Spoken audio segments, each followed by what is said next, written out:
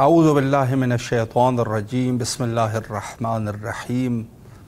Programme Khurshid इमामत में आपके हाज़िर ख़िदमत है।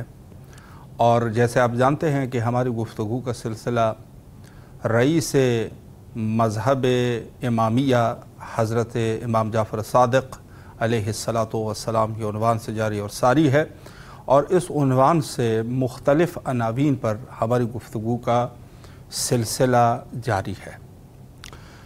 मारिफत इमाम के हवाले से जैसे हमने गुफ्तगू की, और ज़ाहिर है कि हमारे छठे इमाम हज़रत इमाम जाफ़र सादिक़ अलैहिस्सलातु वस्सलाम, सबसे पहले अगर बहसे मारिफत हो, चूँकि हर इमाम की मारिफत ज़रूरी है, जायगाह में फ़र्क है किसी न किसी हद तक, लेकिन जहाँ तक मैं एक मिसाल के तौर पे आपकी खिदमत में अर्ज़ करूँ कि ज़ियारत सैयद शुहदा अलैहिस्सलातु वस्सलाम के सवाब को जब ज़िक्र किया जाता है तो आखिर में अहादीस से यही अख़ज़ होता है कि ये सवाब उस शख्स के लिए है कि जो आरिफ़न बिहक़्क़िही सैयद शुहदा अलैहिस्सलातु वस्सलाम की मारिफत रखता हो, उसके लिए अज्र सवाब है।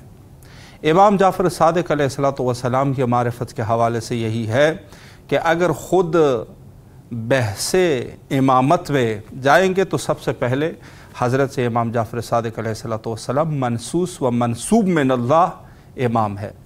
इमामत जो है वो उनकी इमामत इस तरीक़े से नहीं है कि जैसे अहले तसन्नुन के यहाँ जो है वो अबू हनीफ़ा है या शाफ़ी है या मालिकी है या हम्बली या हम्बल और मालिकी, इस किस्म की इमामत नहीं है। उनके पास जो इमामत का मेयार है वो महज एक मुज्तहिद के हद तक है, एक फ़क़ीह के हद तक है कि जहाँ हुक्म शरई को उन्होंने इस्तिखराज किया हुआ है।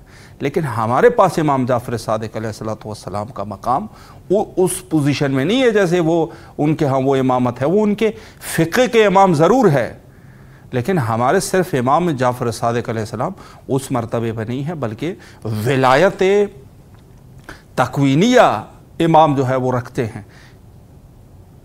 तो इस उन्वान से जो है ये निहायत ही ज़रूरी और लाज़मी है कि इस मसले पर तवज्जो की जाए। आज इंशाअल्लाहुल अज़ीज़ हमारे साथ महव गुफ्तगू रहेंगे इसी उन्वान से हुज्जतुल इस्लाम वल मुस्लिमीन आली जनाब मौलाना सैयद मोहम्मद शारिब आबदी साहब क़िबला नजफ़ अशरफ से, और ग़ालिबन हमारा राब्ता भी कायम हो चुका है। सलामुन अलैकुम व रहमतुल्लाहि व बरकातुहू। अलैकुम अस्सलाम व रहमतुल्लाहि व बरकातुहू। क़िबला कैसे मिजाज है आपके? खैरियत से इंशाअल्लाह? अल्हम्दुलिल्लाह, दुआएं। अल्हम्दुलिल्लाह, अल्लाह आपको सलाम, शुक्रिया। सबसे पहले तो तहे दिल से आपकी खिदमत में ममनून और मशकूर है कि आप तशरीफ़ लाए और ख़िदमत का मौका हमें फ़राहम फरमाया। इमाम जाफ़र सादिक़ अलैहिस्सलातु वस्सलाम के उन्वान से हमारी गुफ्तगू का सिलसिला जारी है, और क़िबला अगर आप इजाज़त फ़रमाएँ तो इसी उन्वान से कुछ सवालात आपके खिदमत में पेश करना चाहूँगा। जी शुक्रिया। अऊज़ु बिल्लाहि मिनश शैतानिर रजीम। बिस्मिल्लाह। बिस्मिल्लाहिर रहमानिर रहीम। अल्हम्दुलिल्लाहि रब्बिल आलमीन वस्सलातु वस्सलामु अला अशरफिल अंबिया मुहम्मदिन व आलिहि त्तय्यबीन अल्लाहुम्मा अत्ताहिरीन। सल्लि अला मुहम्मद अल्लाहुम्मा सल्लि अला मुहम्मदिन व अला अअदाइहिम अजमईन। मा बअदु फ़क़द क़ाल अल्लाहुल हकीम फ़ी किताबिहिल मजीद मुस्तक़िल क़ाइलीन व क़ौलुहु बिस्मिल्लाहिर रहमानिर रहीम वमा यअलमु तावीलहु इल्लल्लाह वर्रासिख़ून।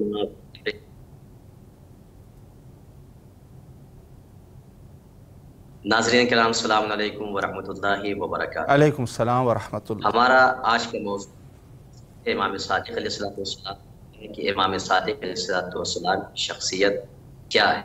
चूँकि ये अय्याम इमाम सादिक़ अलैहिस्सलातु वस्सलाम के शहादत के अय्याम चल रहे हैं, लिहाजा ज़रूरी है हम शियाने हैदर करदार के लिए, शियाने इमाम सादिक़ अलैहिस्सलाम के लिए, कि उनकी ज़िंदगी हमारे लिए नमूने अमल हो और हम सब उनके इल्म, हिकमत और उनके इख्लाक से मुस्तफ़ीद हों, ताकि सही मानों में हम शियाने इमाम सादिक़ में शुमार हो सकें इंशाअल्लाह।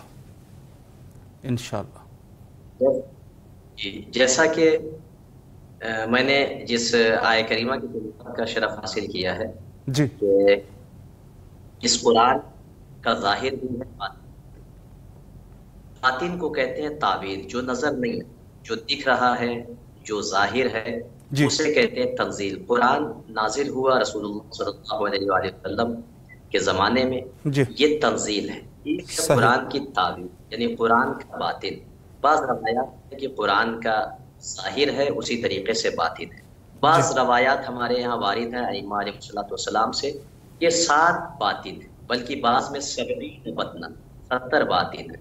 ہر ظاہر کا ایک ظاہر ہے، باطن ہے۔ لہٰذا قرآن کو سمجھنا ہے تو انہی سے قرآن سمجھ میں آئے گا کہ جن کو اللہ نے راسخون فی العلم بنایا ہے۔ صحیح، تو جس طریقے سے راسخون فی العلم، جن کو علم میں اثر و رسوخ حاصل ہے، یعنی جو جن کی بنیاد، جو علم کی بنیاد ہے، اور جو جن کے اندر علم و حکمت اللہ کی طرف سے عطا کی گئی ہے، جی وہ افضل فرد رسول اللہ صلی اللہ علیہ وآلہ وسلم ہے، اور اس کے بعد ان کے جانشین کے جو ائمہ معصومین علیہ السلام ہیں، یکے بعد دیگرے، اور انہی میں سے ایک فرد ہے جسے حضرت امام جعفر صادق علیہ صلوات السلام اللہ کہا علیہ، جاتا ہے۔ جی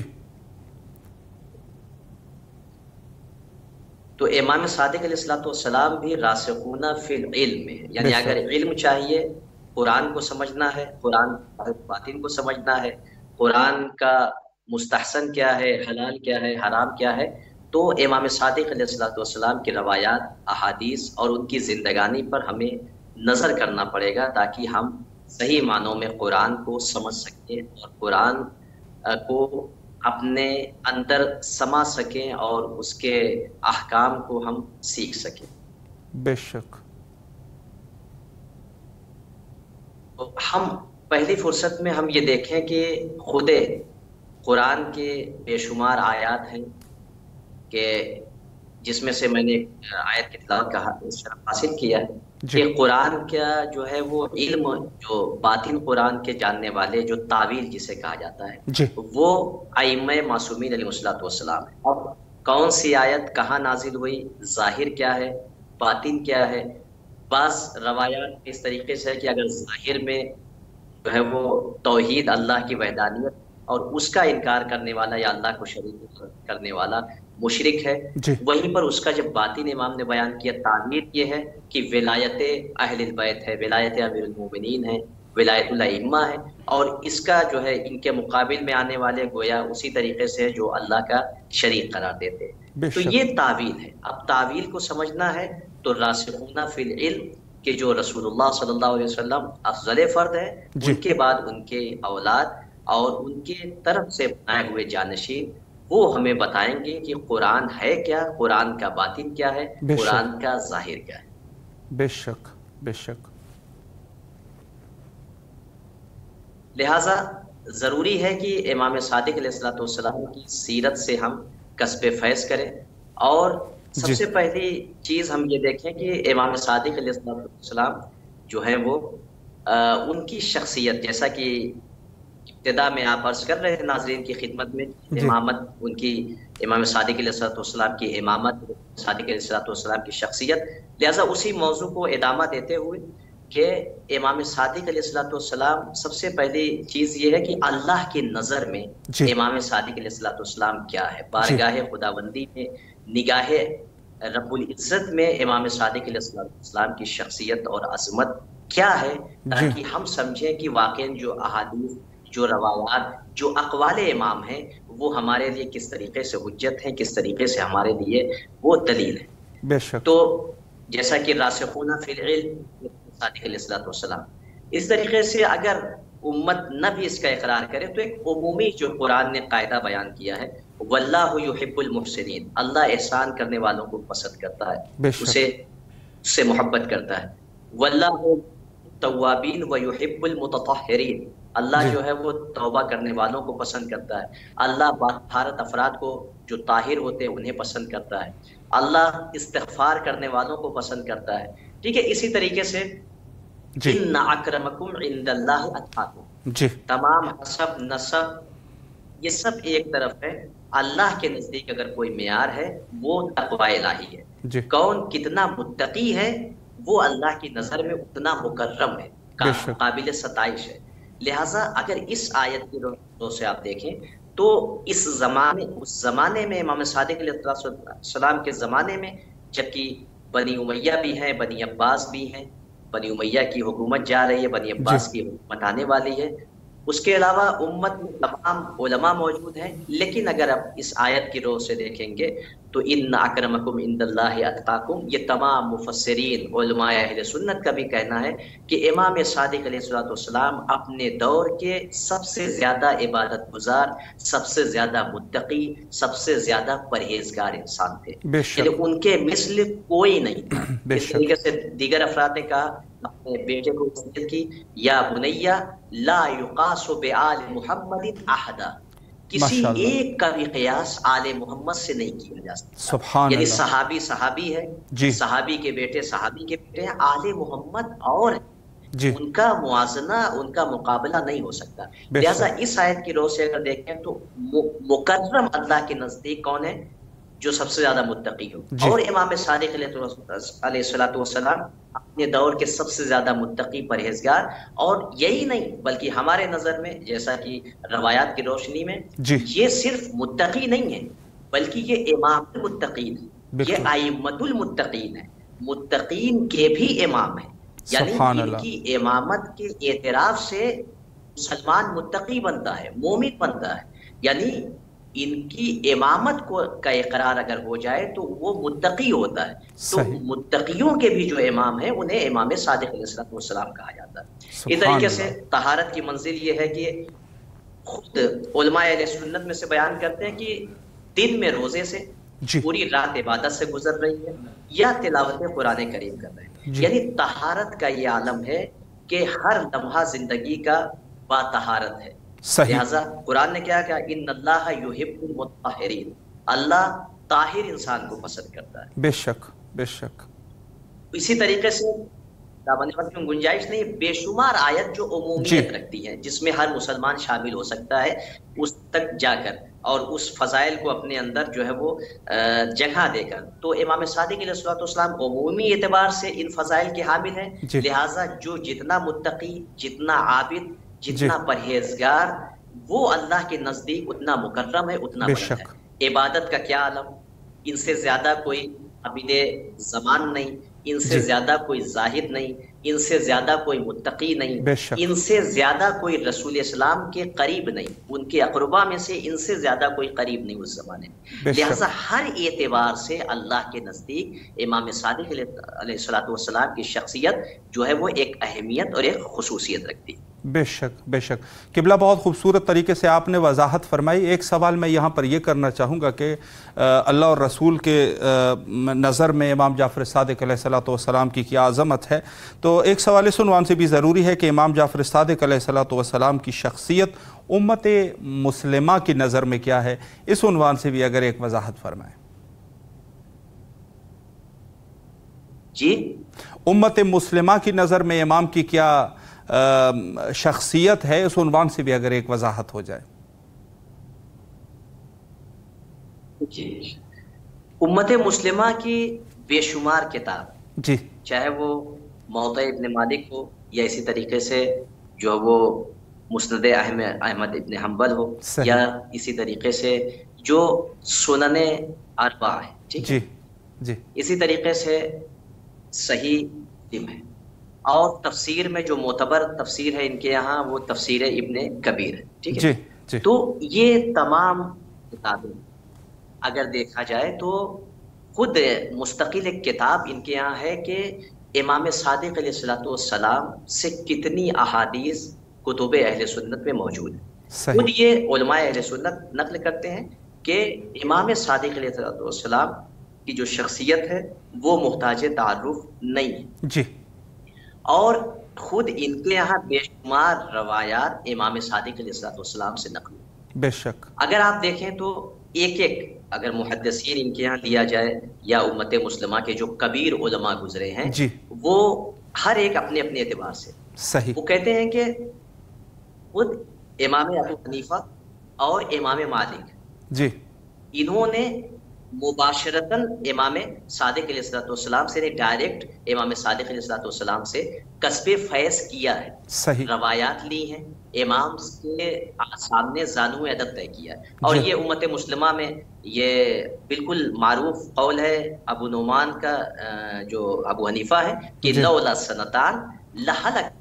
جی بے شک بے شک.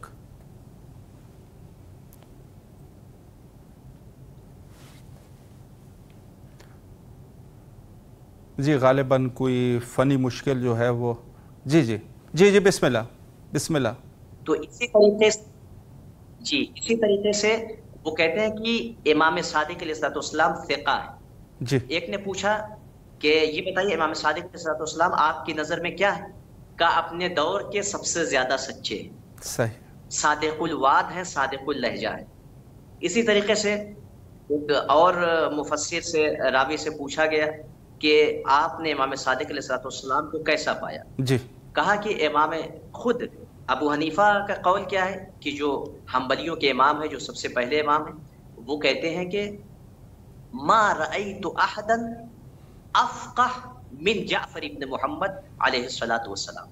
میں نے کسی ایک کو بھی ان سے زیادہ فقاہت میں جو ہے وہ بلند ترین نہیں دیکھا، ان سے زیادہ افقہ، زیادہ فقہ والا، زیادہ تدبر غور و فکر کرنے والا، اور ان سے زیادہ میں نے عالم اپنے دور میں نہیں دیکھا. یہ کون؟ امام ابو حنیفہ جو حنبلیوں کے امام، ٹھیک ہے، حنفیوں کے امام ہے ابو حنیفہ، وہ کہتے ہیں. ٹھیک ہے. اسی طریقے سے دیگر افراد نے کہا کہ یہ ثقہ ہے اور ان سے جو روایات لی جائیں گی وہ روایت ویسی ہے کہ جیسے رسول اسلام کی روایت. کیوں؟ اس لیے کہ ایک تو یہ ہے کہ یہ سلالۃ النبیین میں سے، اللہ اکبر، نبی کے وارث، نبی کی اطرت ہے. یہ ایک خط فضیلت ہے جو ائمۃ المسلمین نے ذکر کیا ہے کہ خود امام صادق علیہ السلام رسول اسلام کے فرزند ہیں. جی اپنے زیادہ زمانے کے افقہ ترین انسان، اور اتنے بلند شخصیت ہیں کہ ملتا ہے کہ 4000 افراد نے ان سے جو ہے وہ کسب فیض کیا. مسلمانوں کی ایک اکثریت تھی، تابعین کی ایک اکثریت تھی کہ جنہوں نے زانو ادب طے کیا. اس میں اچھا ان لوگوں نے جو روایت بیان کی ہے وہ مسلمانوں نے دی. تو سوچیں شاگرد نے جو روایت بیان کی ہے اس روایت کو نقل کیا. لیکن ان تمام چیزوں کے ساتھ المیہ یہ ہے، افسوس کے ساتھ یہ جملہ کہنا پڑ رہا ہے کہ جو مسلمانوں کی سب سے زیادہ اہمیت کی کتاب ہے، جو ان کے نزدیک قرآن کے بعد جس کا درجہ ہے صحیح بخاری کا. جی بالکل. افسوس تو یہ ہے کہ صحیح بخاری کی جو امام کے عصر سے زمانے سے قریب ان کا زمانہ ہے، یعنی امام جعفر صادق علیہ السلام کی شہادت ہو رہی ہے کب؟ 148 ہجری میں، جی دوسری قرن، دوسری صدی. اور جو ہے وہ صحیح بخاری جو امام بخاری ہیں ان کی وفات کب ہے؟ وہ تقریباً 256 ہجری میں، یعنی ایک قرن کا، ایک صدی کا فاصلہ ہے. آپ سوچیں کہ کیا اس دور میں امام صادق علیہ السلام کے شاگرد نہیں رہے ہوں گے؟ کیا مدینے میں، جبکہ روایات ان کے یہاں ہے کہ 4000 لوگ جو ہے وہ کاغذ اور قلم لے کر بیٹھتے تھے جب امام صادق علیہ السلام کوئی روایت بیان کرتے تھے، کوئی حدیث نقل کرتے تھے. تو کیا امام بخاری کو ان لوگوں سے ملاقات نہیں ہوئی ہوگی؟ کیا کوفہ اور جو ہے وہ اسی طریقے سے مدینے میں شیعہ نہیں تھے کہ امام کے چاہنے والے، امام کے شاگرد، امام کے اصحاب نہیں تھے؟ لہٰذا افسوس تو یہ ہے کہ مسلمانوں کی جو اہمیت کی حامل کتاب ہے کہ صحیح بخاری میں ایک حدیث بھی امام صادق علیہ السلام سے نہیں ملے گی. یہ امت کا المیہ ہے. امت جواب دے کہ شاگرد سے پوری فقہ لے لی آپ، لیکن جو امام صادق ہے جس کے لیے امام ابو حنیفہ کہتے ہیں کہ ان سے زیادہ کوئی افقہ نہیں ہے، ان سے زیادہ کوئی عابد شب زندہ دار نہیں، ان سے زیادہ کوئی عالم نہیں ہے. اور قرآن نے کہا والراسخون فی العلم، یہ ہے. ٹھیک ہے. اسی طریقے سے رسول اسلام نے کہا خلفائی 12، اس میں سے امام صادق علیہ السلام. امام صادق علیہ السلام کے لیے رسول اسلام نے صادق کی لفظ استعمال کی ہے. اب آپ سوچیں کہ یہ امت کا المیہ ہے کہ کتنی بڑی विरासत से उम्मत महरूम हो गई हदीस की। क्यों? इसलिए कि इस सही बुखारी में उन्होंने इमाम सादिक अलैहिस्सलाम की रवायत को नहीं लिया, तो इसमें इमाम सादिक अलैहिस्सलाम का कोई नुकसान नहीं है, इसमें उम्मत का नुकसान है कि जो जखीरा था हदीस का वो तर्क हो गया, सिर्फ इमाम सादिक अलैहिस्सलाम की हदीस को जगह न देने की वजह से। जबकि दीगर किताबों में, खुद मुसलमानों की किताबों में रवायात इमाम सादिक अलैहिस्सलाम कसरत से मौजूद है, लेकिन अफसोस के साथ कि जिस किताब को इतनी अहमियत हामिल है उसमें एक रवायत भी इमाम सादिक अलैहिस्सलाम से मनकूल नहीं मिले। बेशक बेशक। क़िबला अल्लाह आपके तौफीकात खैर में इजाफा फरमाए। सिर्फ 1 मिनट का टाइम है, अगर कोई ज़रूरी बात है इमाम जाफ़र सादिक अलैहिस्सलाम के उन्वान से, इसी 1 मिनट में बिस्मिल्लाह फरमाए। चाहे इल्म की मंजिल हो, मुसलमानों के इमामों में कोई इमाम इमाम सादिक अलैहिस्सलाम के मुकाबिल में नजर नहीं आएगा। इल्म हो, हिकमत हो, अखलाक हो, खुद नसब के एतबार से अगर देखें तो इमाम सादिक अलैहिस्सलाम का नसब कहाँ से मिलता है? रसूल इस्लाम से। यानी हर एतबार से फजीलत इनका तवाफ कर रही है।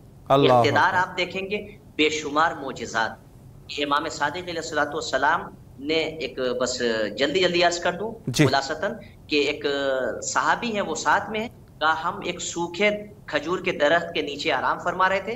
इमाम सादिक अलैहिस्सलाम ने उस दरख्त की तरफ इशारा किया और कहा कि आए खजूर के दरख्त कि जो तू अल्लाह की इताअत गुजार है, तू अल्लाह की मुती है, लिहाजा हमारे ऊपर अपनी बरकत नाजिल कर। रावी कहता है मैंने देखा इसी असना में वो खजूर का दरख्त जो सूखा था हरा भरा हुआ, उसमें फल आए, और एक तरह के फल नहीं, कई किस्म के उसमें रुतब और खजूरें आई और हमारी तरफ वो बरामद हुई और हमने उससे खाकर हम सैर हो गए। रावी का बयान है कि वक्त तकरीबन इंतहा पर है, मरियम की मिसाल जैसी है कि जैसे जनाब मरियम के लिए जो बैतुल मक़दस में वहां से खजूरें गिरी और जनाब मरियम ने इशारा किया, तो आपकी मिसाल भी जनाब मरियम जैसी आपके अंदर इख्तिदार और आपके अंदर कुदरत है। इसी तरीके से बेशुमार मोजिज़ात। अलगरज मुख्तसर ये है कि इमाम सादिक अलैहिस्सलाम वाक़ईन इमाम सादिक हैं, अल्लाह की तरफ से भी, रसूल की तरफ से भी, और उम्मत मुस्लिमा भी उनकी जैसी शख्सियत किसी की भी नहीं। बेशक। क़िबला अल्लाह आपके तौफीकात खैर में इजाफा फरमाए। दिल तो चाहता है कि इस गुफ्तगू को मज़ीद इदामा दिया जा सके, लेकिन चूँकि वक्त जो है वो इंतहा पर है, आपसे क़िबला इल्तिमास से दुआ करते हैं और इंशाअल्लाह किसी और वक्त में आपके हाज़िर खिदमत रहेंगे। तहे दिल से आपके ममनून और मशकूर है। फ़ी अमानिल्लाह। अल्लाह हाफ़िज़। अल्लाह हाफ़िज़। इलाही आमीन। शुक्रिया।